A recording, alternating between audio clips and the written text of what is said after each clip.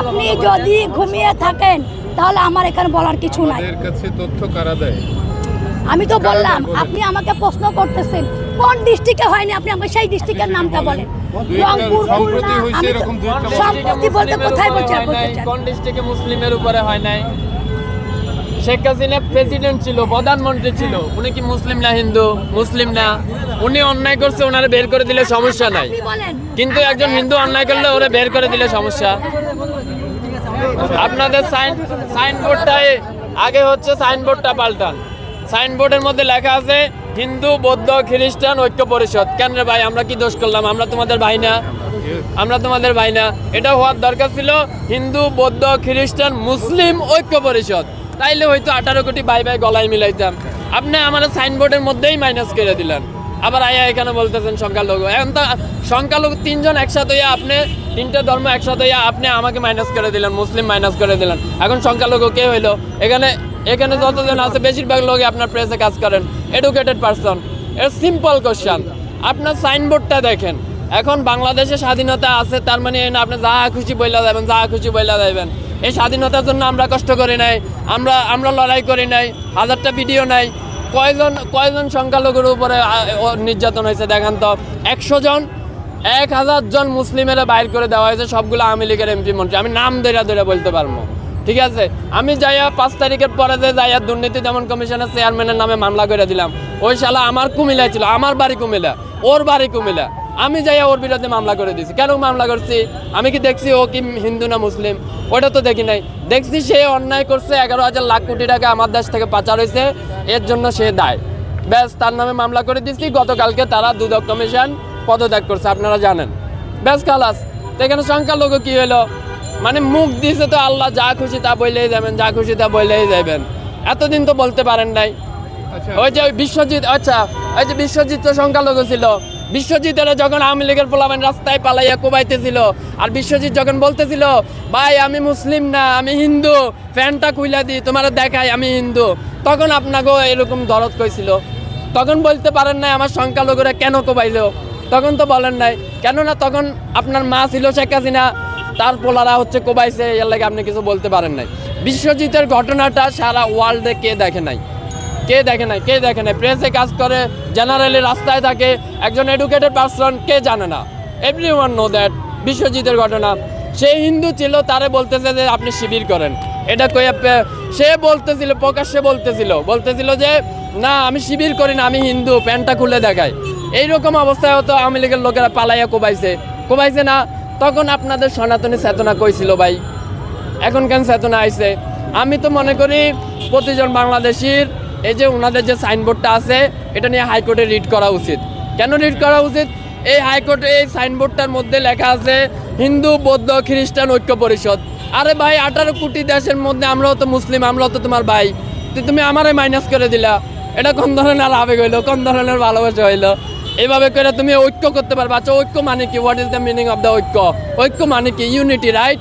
তো ইউনিটি, আপনি 3টা ধর্মের রিলিজিয়ন একসাথে নিয়ে আসলেন, আরেকটারে মাইনাস করলেন। What is that kind of unity? এটা কেমন ইউনিটি হইলো ভাই? আপনি যেটা মেজর পারছেন ওইটারাই মাইনাস করে দিচ্ছেন আর বলতেছেন ইউনিটি। এই যে লোকগুলো আইসে না, এটা ভাইরাল হওয়ার জন্য আইসে, আর কোনো নাথিং এলস দেয়ার, আর কোনো কিছুই না। কিন্তু আমরা এইসব বালসাল বলি না। কেন বলি না? কেননা আমরা জুলাই থেকে আন্দোলন করে আসছি, প্রতিদিন আমরা রাস্তায় মরে গেছি। আমাদের ভাইরাল হওয়ার শখ নাই। কেন শখ নাই? কারণ আমরা মনে করি শালা 5 তারিখে তো মরে গেছি, আর ভাইরাল হমো। ব্যাস, খালাস। এ আইসে 2টা কথা কইয়া হ্যান তেন এসে, যদি আমি ডাকসুতে কাজ করি, ডাকসুতে কাজ করি, এই মহিলা যদি মহিলা না হইয়া যদি ছেলে হইতো, মেজাজ তো রক্তে উঠে যাইতেছিল, মন চাইতেছে দইরা একটা আসার মারি। তারপরও কন্ট্রোল করলাম, কিছু কইলাম না। ওই মহিলারা জিজ্ঞেস করেন বলে ভাই কি সমস্যা? এতগুলো লোক, আপনারা বলেন, আপনাদের বিবেক কি বলে? ওনাদের সাইনবোর্ডটা কি সাংঘর্ষিক না? হিন্দু বৌদ্ধ খ্রিস্টান ঐক্য পরিষদ, 3টে দলের আপনি এক জায়গায় নিয়ে এলেন ঐক্য করার লাগে। আর আমি মুসলিম, আমি তোমার দেশে বসবাস করি না। এটা যদি তোমার দেশ হয়, এটা আমার দেশ না। তো তুমি আমারে মাইনাস করে, এক ঘরে তুমি 3 জন একসাথে হইলে, আমারে মাইনাস করে দিলে, তাহলে সংখ্যালঘু কে হইলো? সংখ্যালঘু 18 কোটি হয়ে তো সংখ্যালঘু আমি হয়ে গেলাম, মেজরিটি পার্সন হয়ে আমি সংখ্যালঘু হয়ে গেলাম। এটা কেমন ধরনের আইন ভাই? আমি বুঝি না যে দেশে আদালত আছে, যে দেশে হাইকোর্ট আছে, এই দেশে এরকম একটা সাংঘর্ষিক নাম থাকে কি করে? এটা তো থাকতেই পারে না, এটা নামেই তো থাকতে পারে না। এটা নিয়ে রিড করা উচিত, আমি কালকে যাই রিড করে দেবো।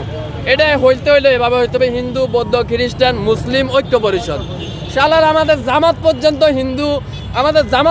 হিন্দু প্ল্যাটফর্ম খুলে দিল, জামাত পর্যন্ত খুলে দিল, আর ওনারা হিন্দু হয়ে মুসলিমের ঐক্য নিতে পারতেছে না। এরা হলো এদের হলো যে তারা অসাম্প্রদায়িক বাংলাদেশে বিশ্বাস। তো অসাম্প্রদায়িক তাইলে 60 জনকে তো নিতে হবে, অসাম্প্রদায়িক হলে তোমাকে তো চাকমাকেও নিতে হবে।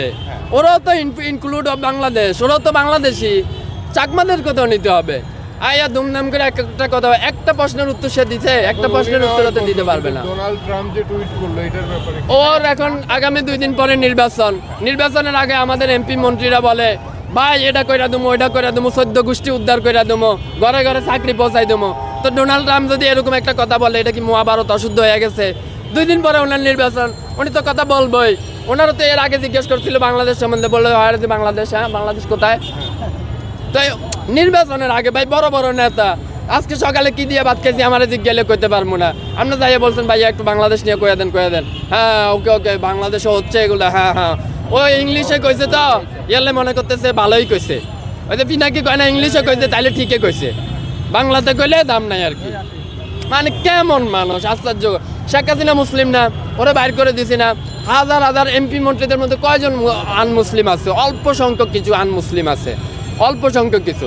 Majority of person Awami League Muslim. তো তাদের সবাই কেউ আছে, ঢাকা শহরে আছে। তো এখন যদি শেখ হাসিনা রাস্তা যায় মানুষে পারাইবো না, মানুষ এটা দেখবো তো হিন্দু না মুসলিম, আগে তো পারাইবো।